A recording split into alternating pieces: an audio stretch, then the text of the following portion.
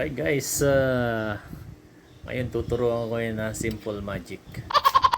Maggamit nyo to sa mga pagtitipon, sa mga handaan. So pag may mga occasion, no? So ang tricks natin, ibabalas natin tong kutsara tinidor sa dulo ng toothpick.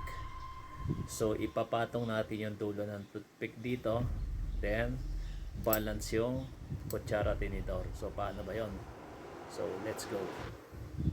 So guys, ganito lang yon. Kumuha kayo ng kutsara tinidor.